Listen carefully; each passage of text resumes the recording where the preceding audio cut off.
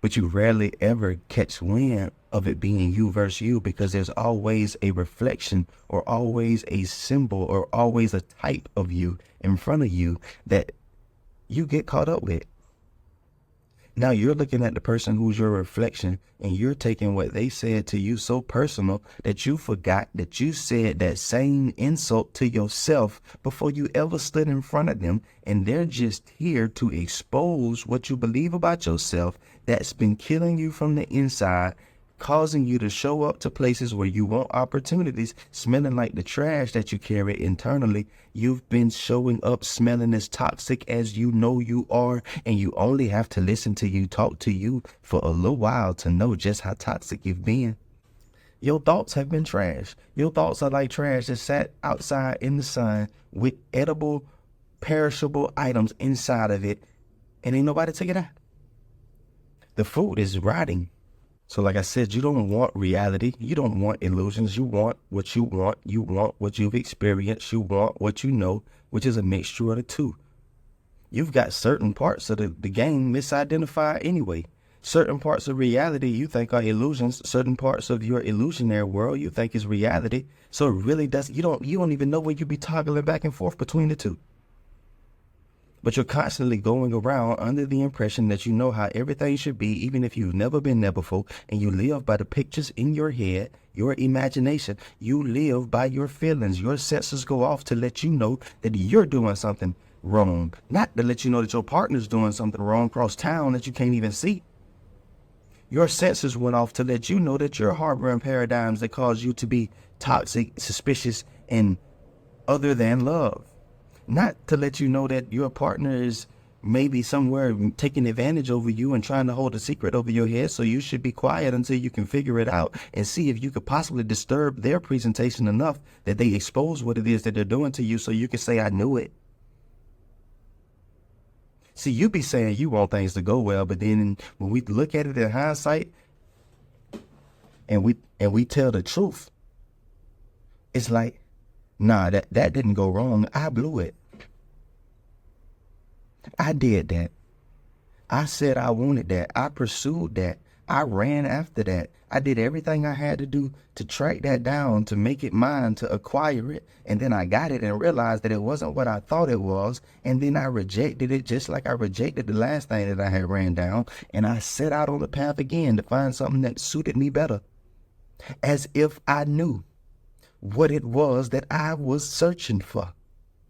If I knew what it was that I was searching for, I probably would have obtained it the first time that I got what it was I was chasing after. But just like the first time, the last time, I discovered that it's never like what I thought it would be in my imagination. Whether it's a person, a car, a house, a place, a school, a job, whatever.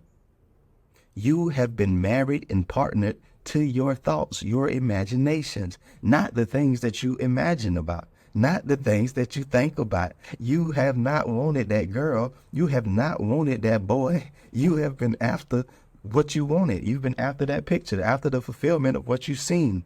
You've seen yourself hugging and kissing somebody that wouldn't even talk to you. Of course, you had to talk and jump through loops and write poems and make videos and do whatever it was that you had to do in order to get back in front of this person and get that hug. But the minute that you got that hug, it may be a day, maybe a week, maybe a month, it turned into a shrug.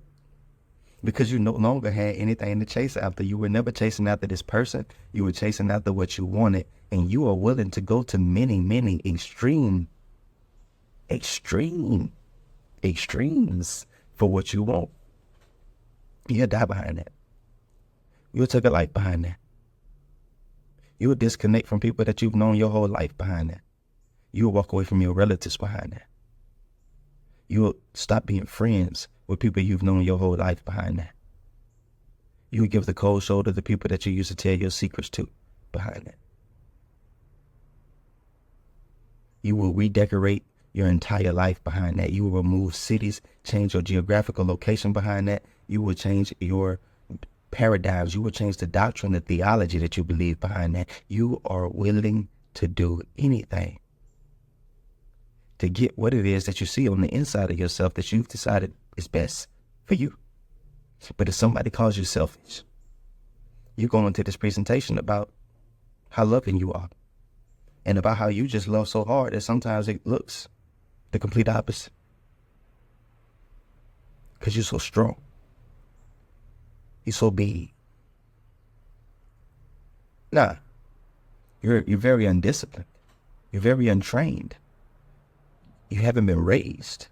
And I'm not talking about by your parents.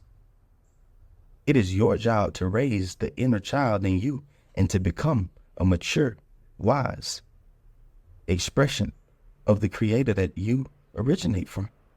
That's on you. Mama can't do that one. Even if your daddy didn't stick around and hang out and see how you turned out and see to throw the football with you. Him throwing the football wasn't going to make this one no easier. That's why it makes no sense for us to go into these past narratives that we have harbored and that we have obsessed over and that we have remembered, recited, and repeated anytime that we conveniently need it. Another out.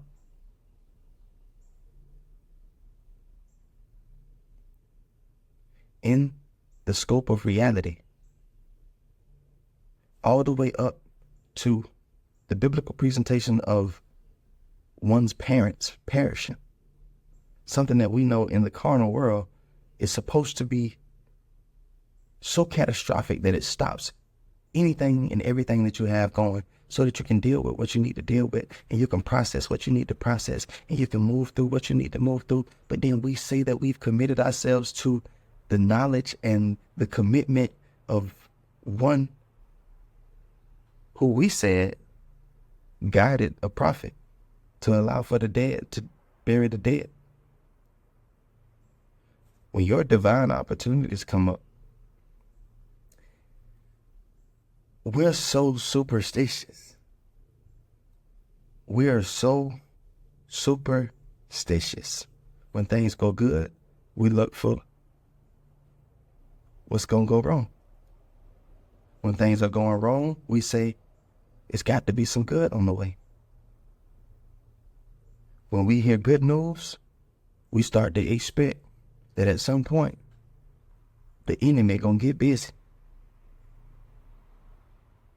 We've mentally prepared ourselves in the moments of pleasure for the pain that we associate with by familiarity.